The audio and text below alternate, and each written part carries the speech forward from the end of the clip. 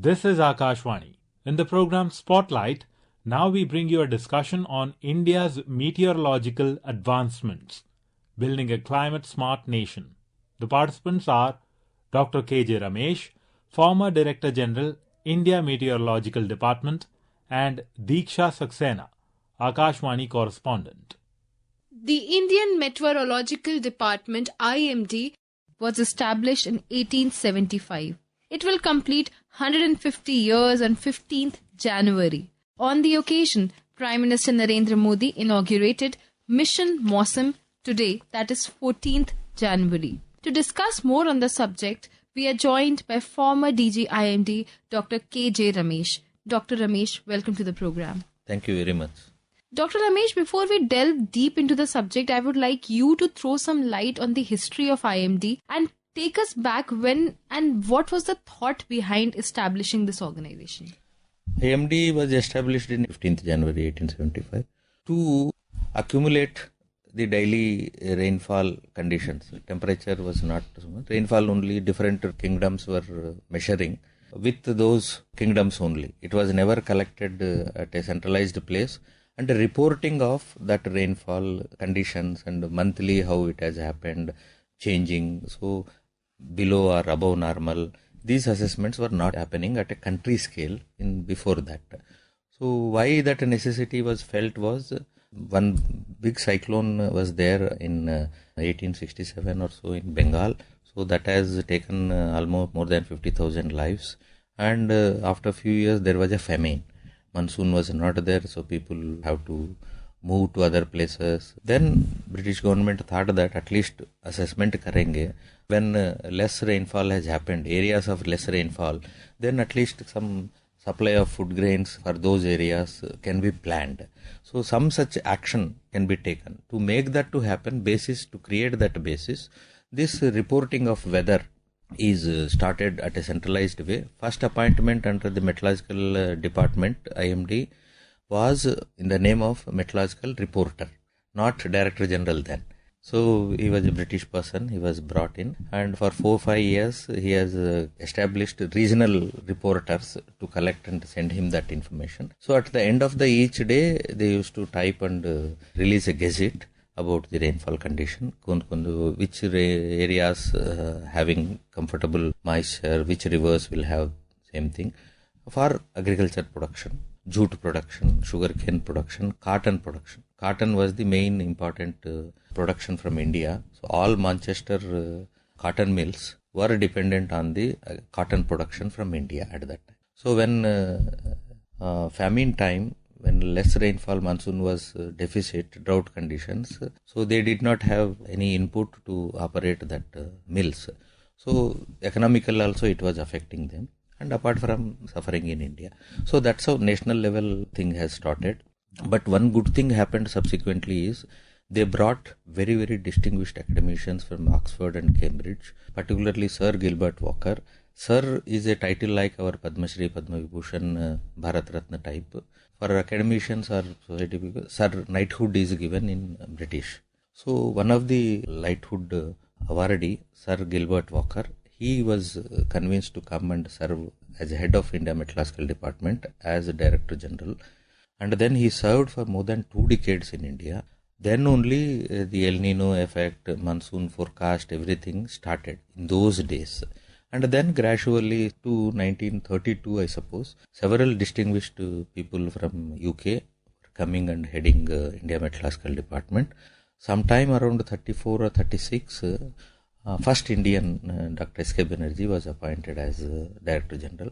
And gradually things have improved because more cyclones, more damage was happening. So coastal cyclone disaster management, coastal cyclone radars came in 77. After 77, there was a big national effort. You spoke about the history of IMD. I would like to understand from you from 1875 to today, that is 2025, and we will be celebrating 150 years tomorrow. How far have we come? Technological improvements, empowerment of IMD. What role has technology played in strengthening the organization? First is establishing a measurement station. Observatory is one important thing. Once observation is taken, For forecasting purposes, it should reach the forecasting office at the quickest possible time. So you need to have communication technology as a robust communication technology as a backbone to observe data in a shortest possible time, less than 3 hours. That is the normal target kept. Not only Indian data should get received to Delhi office or Pune office within 1 hour of its observation.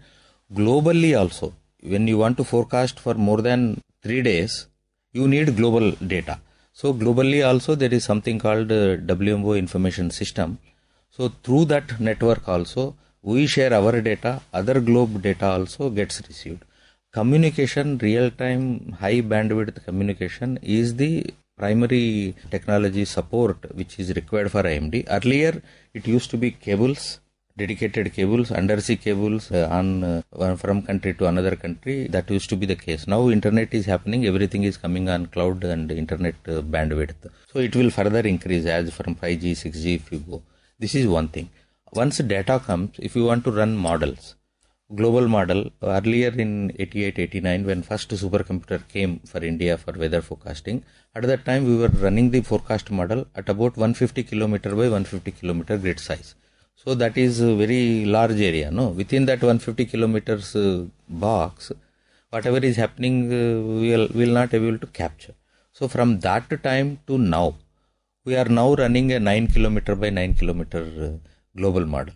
That seems quite like an advancement in the technology. Computing technology, computing network and storage technology. That is the big change that has happened.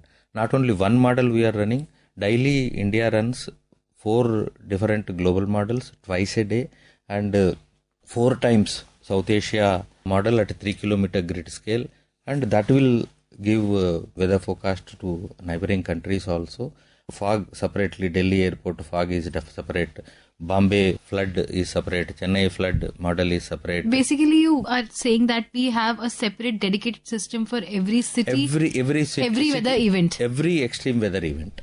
Hazard specific early warning system, multi-hazard early warning system is in place now. This brings me to my next question. I would like to draw your attention to the mission MOSUM, which was launched by Prime Minister today. It is said that the goal behind launching it is to make our country a weather-ready and climate-smart nation. Let's listen in to Minister of State, Independent Charge of the Ministry of Earth Sciences, Dr. Jitendra Singh, on the new coinage. Under Prime Minister Modi, the mantra is no longer what the weather will be tomorrow, but the mantra today is what the weather will do tomorrow. And our aim is to manage strategies to handle the impact created by what the weather will do tomorrow. Could you help us understand what exactly this new coinage means? So far, the improved forecasting service of different multi-hazards will tell you what weather will be tomorrow. How temperature will be, the rainfall will be more, which part rainfall will be more. But that what will be the weather and what will be the impact on ground. What weather will do for you, for a city, for a community, for an office, for a transport, disrupt the traffic and waterlogging, all those impacts are there. So from the what weather will be, we should translate the service to a new dimension of what weather will do. Impacts will be different because local topography, local development, local river channels, drainage system, all those local factors have to be taken into consideration to translate what weather will do. Ultimately, once we do this, then once you know what weather will do to you, whatever detrimental impact was to happen, then you can take a preventive action for it. Society also, individuals also, corporates also, how they can manage their activities. Business as usual planning can be done if they know beforehand what weather will do to them. And once by formalizing this activity, effective response measures once you take, then society will get a resilience to face the extreme weather and manage with the extreme weather impacts. And is it the reason why Prime Minister said that this mission MOSUM technological advancement will play a big role when it comes to achieving Viksit Bharat in 2047? 2047 will be, his target is, it should go to a stage of weather management. First immediate translation is anticipate the extreme weather impacts so that society systems should prepare themselves to minimize the impact. In the long run, you have to go to a stage of weather management.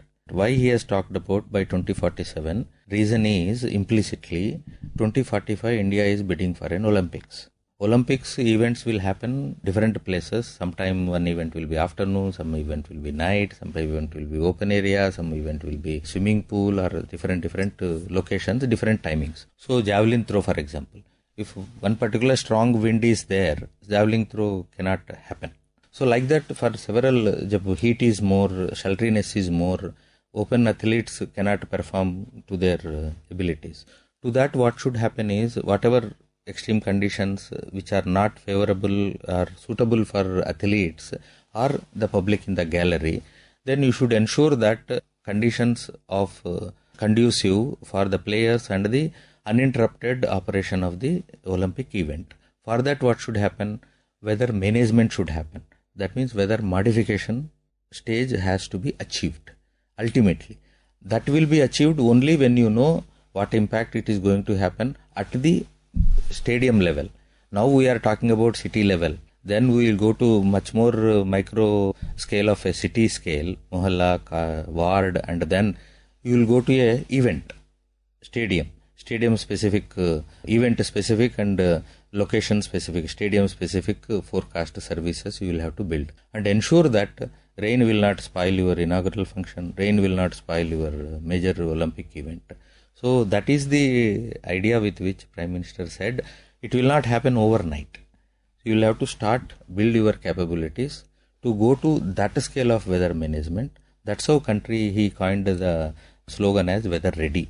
Weather ready and climate resilient. Climate smart. Climate smart means when climate resilience is there to extreme weather, then automatically climate smartness will come. No? Dr. Ramesh, I'm quite inquisitive to know, like today IMD is in the capacity to predict extreme weather events.